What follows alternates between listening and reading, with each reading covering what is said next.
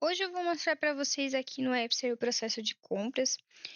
Os próximos vídeos vou ensinar como configura e também como customiza para sua empresa.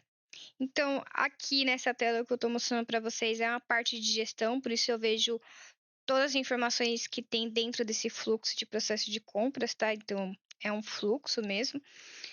E cada coluna representa uma fase ou uma etapa desse fluxo.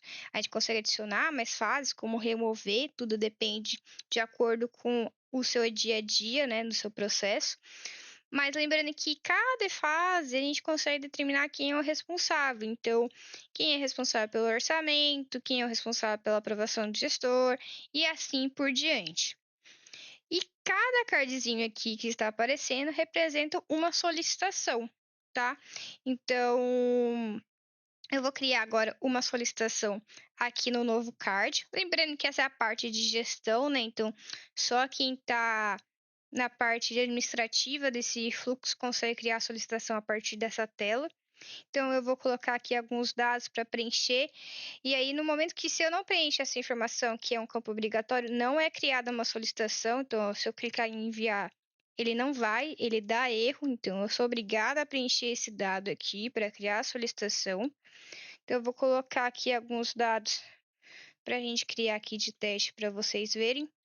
Lembrando que da mesma forma que as fases, né, são customizáveis, né, de quanto adiciono e quantas fases que eu quero, os formulários também. Então, essa parte aqui, eu posso ter quantos dados forem necessários para criar uma solicitação. Beleza, criei a solicitação, vai aparecer aqui em orçamento, porque é a sequência que a gente deixou já parametrizado. E vou clicar aqui para a gente ver, né, exatamente o card que foi solicitado. Beleza, tem alguns campos aqui para ser preenchidos na fase de orçamento. Vou dizer o que seria. Dá para adicionar um anexo, não vou adicionar no momento, mas vou mover esse card. Movendo o card, ele vai para a aprovação do gestor, porque a gente deixou para ter essa sequência mesmo, certo? Mas também a gente consegue configurar para conseguir mover para outros lugares. Mas para o processo de compras, essa sequência aqui faz sentido, certo? Então, agora eu vou para a parte de operação, para vocês entenderem como faz uma solicitação a partir da tela de operação. A gente vem na caixa de entrada e a tela também é uma tela mais de Kanban. Lembrando que a única coluna que é fixa é a triagem, aonde chega as solicitações. Então, no meu caso aqui, só tem o processo de compras, mas todas as solicitações que eu tiver como responsável vai chegar aqui na minha triagem e a gente consegue mover essas colunas aqui, elas são configuráveis, mas só para organização, elas não alteram a fase de fato do processo que está o card em si, tá? É só uma parte de organização mesmo. Então a gente pode adicionar mais colunas também, quanto quiser e quanto deixar só uma aqui. A gente sempre indica criar, né, para se organizar. Então aqui, igual lá na tela do fluxo, só que agora a gente tem na tela aqui em nova solicitação.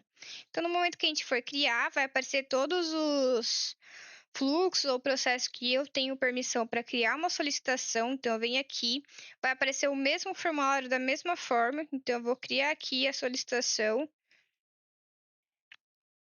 do mesmo jeito. Vou dizer do que é. E vou criar só assim, não vou colocar as outras informações por enquanto.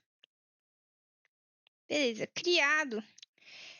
Se a gente agora vir aqui, em processo de compras, vai aparecer em orçamento, certo?